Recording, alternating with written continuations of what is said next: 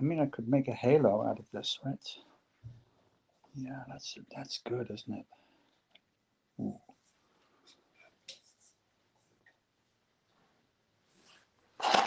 Sit behind it like this. Okay. Hi, Rose here. Hi, Facebook. Hi, YouTube. Hi, Periscope, Twitter, and all you guys on apps. I'm feeling great. I had a long, long day, meeting after meeting, and it went okay.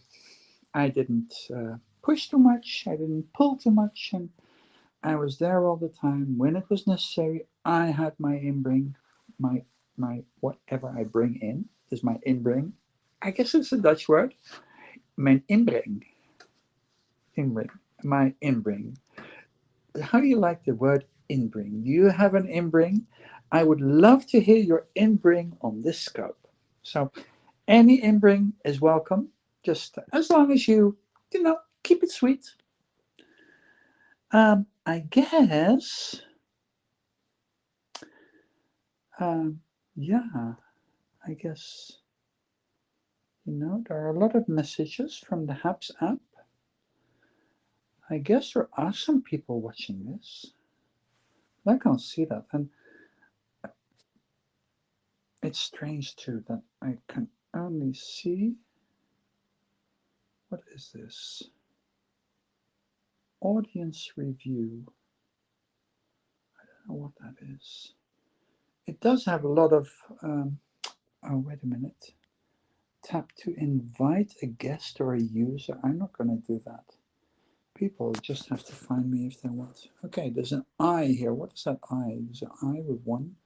And I'm live for 2 minutes and there's $0 and the sound is great. That's good to hear. I have an end button and there's a button here to switch the camera around. Yeah, I'm not really watching TV. I guess I just bumped it with my foot. I'm getting rid of that thing. I kind of detest all this ready-made nonsense. That's Fred. I found Fred on the street and he was almost falling out of his pot. He was so sad and it was 20 degrees below 0 centigrade and it was freezing. And I said, Fred, come and live with me. Come on, you can have this corner in my house. I got a nice sunny place. Well, now the blinds are closed. And Fred is really happy. I feel that. I had to bind him up because the roots were so damaged. But he's now getting some love and attention. And just giving him a diet of water. And once the spring kind of comes through, I'm going to add a little special food for him. Fred is my friend. Those flowers I got from Agatha. Agatha. She came for a pottery lesson last week. And there is my aloe vera.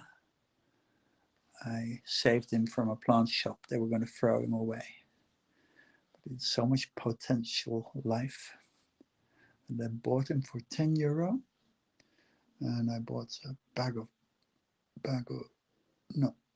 I bought him and a bag of earth for €10.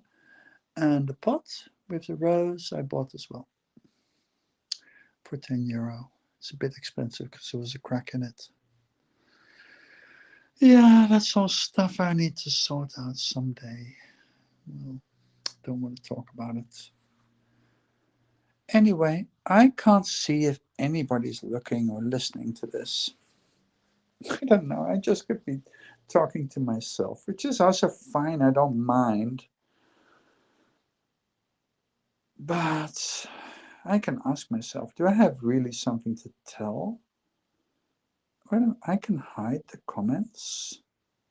Yeah, I can hide the comments. That's good. Because there weren't any new comments coming. I don't know if I'll get a message if there are. I want to tell you about this painting. So, over here, we have a painting of a rose, which I found on the street. Oh, I found so many things on the street. I mean, look at this beautiful rose. Isn't it wonderful?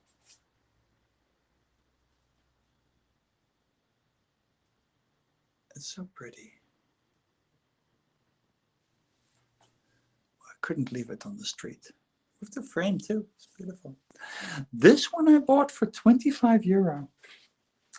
And actually, it's from 1973 and it's painted by Richard Hefty. Richard Hefty was an artist and he was a friend of my mother's. But I didn't know when I didn't know it was him when I found the painting last year. It's really childish. I mean, yeah, I can talk about that later. But Richard Hefty, when I came to Amsterdam in 1972, he let us stay in his studio, in his where he worked, his work studio. He maybe painted this there. We stayed there about a year, I think, or something like that. And we were there with a whole bunch of kids. And I mean, it wasn't much bigger than this room. Maybe a bit. I see a new message. Now I have to turn on my messages again to see what new. Hi. I can't see your name, but anyway, I'm telling the story about Richard Hefty. So in 1972, I came to Amsterdam with my family. I was about 10 years old, and yeah, he let us stay there, and it was so small, the house, and we didn't have plumbing.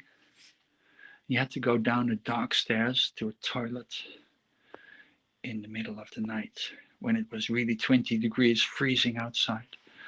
It was terrible, but we had a roof over our head, and we had each other, and we had mattresses all over the ground, and we'd sleep. Hi, Michelle. Hi.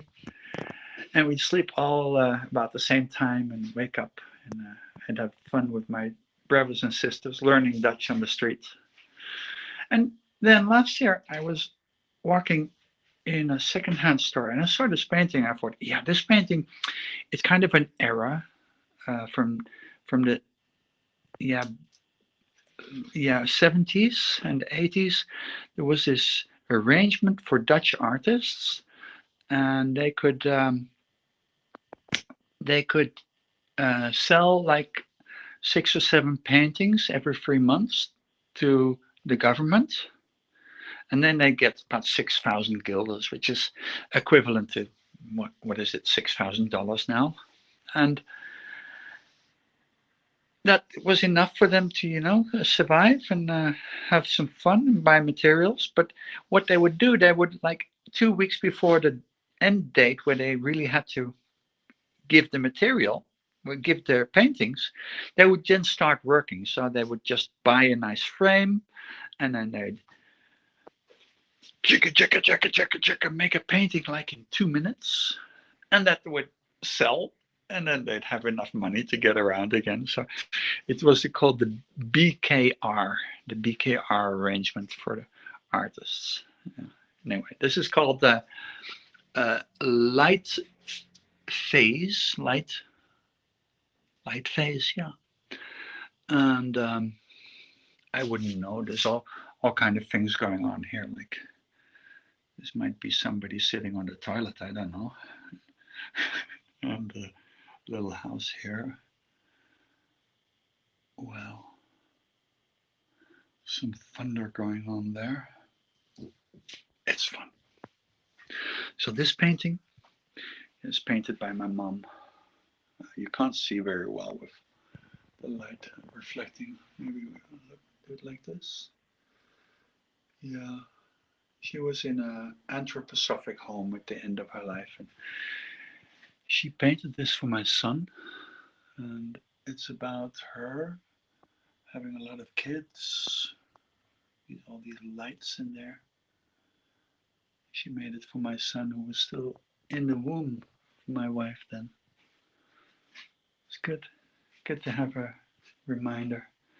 She died a long time ago, 15 years. My battery is it's going down, guys. Anyway, it's so good to just be with you guys because it's hard to be with people nowadays. And I just think if I share myself, what I think, what I'm going through, what I see around me, it's just a it's well, I can do it. So why not? And it's a good thing, to exercise with my voice because I have been committed, really committed to keep my voice at a higher level and to experiment at an even higher level. And it is working. I mean, at a very high level, it's hard to reach, and it's kind of make me breathless sometimes. But the more I do it, the more normal it gets for me, and it's fun. I like that. Anyway, I guess you did. Hey, Nelly Oskam, how are you doing? So fine. I'm from Amsterdam. Uh, and well, it's it. I can have a conversation with you guys if you want to type something. I can shut up talking about myself. So, what would you like to know? I'll be a good host. Hello. I just can't see your name because I only see Facebook user. I'm broadcasting from HAPS, and HAPS is, some multi-broadcasting. It goes to Facebook and YouTube and Periscope and Twitter. So if people are logging on in HAPS, they can have a conversation. I can see who they are. I was born in Enschede. It's in the east of the country, near the German border. And now I live in Amsterdam. And I'm here from 1972. So I have a lot of history in this city. It is a great city. I like it as the influences from Germany, from France, and from England. They all kind of get together in Holland, and they're all big, huge countries compared with Holland. But yeah, and Amsterdam especially, it's just where all these cultures they come together, and not only those countries that they've had a long time influence, but I speak good Amsterdam.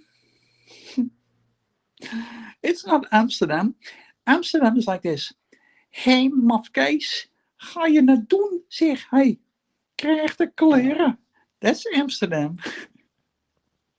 Hello, hello. Um, yeah, so nowadays, well, then we got a lot of Italian and Spanish people to coming live here, and later the Turkish and the Moroccan people arrived, and from Yugoslavia, a lot of people came to live here, and then through the years, people always thought like the rich West, I'm going to live there and get free money from the government and free housing and life will be fine. And a lot of people also wanted to get a good job here and worked very hard.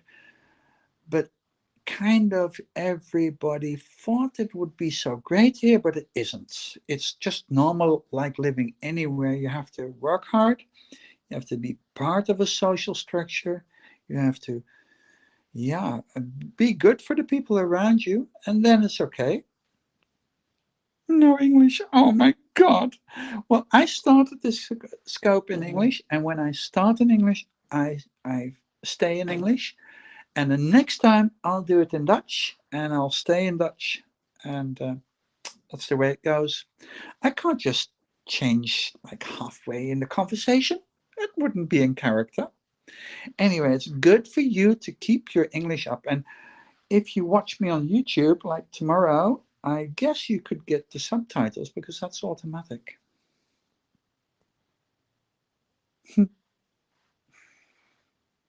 Yeah, I used to live in England until I was 10.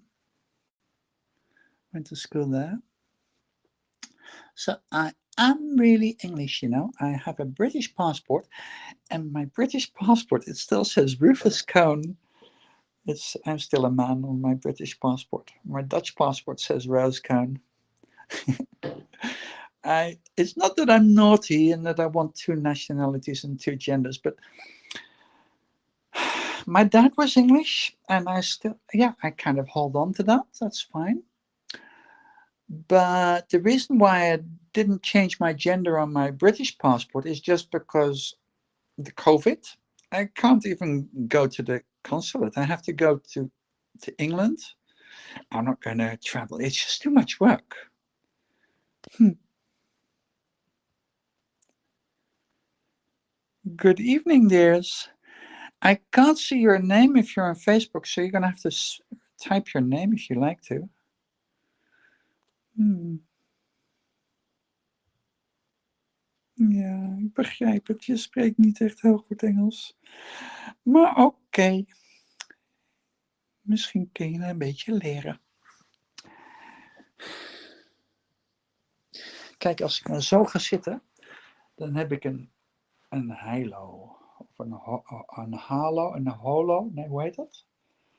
Een halo. Zo'n, als een engeltje.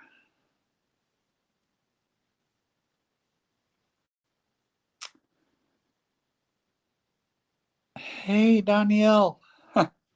Wat fijn dat je eventjes komt kletsen.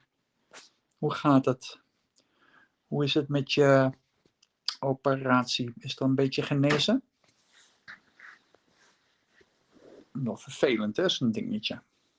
Nou, ik heb echt gebeden voor je hoor, dat het wel helemaal goed gaat. En dat je spoedig en compleet geneest.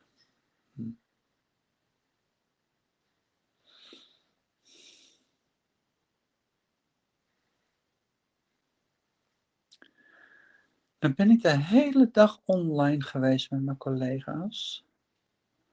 En ik begin een beetje moe te worden. En het is bijna 7:30. En ik denk dat ik gewoon ook lekker mijn eten eventjes ga opscheppen. Zo. Ik ga mijn zoon wakker maken. Die is wezen stappen naar Zandvoort met zijn vrienden. Niet naar het Vondelpark. Had ook gekund, maar hij was naar Zandvoort. En hij was nu moe. Dag Michel. Tomorrow I'm going back to the hospital in Almelo. Oei, oei. I pray for you, Daniel. I pray for you. Okay, guys, I'm really off and love you all. Take care. Bye bye.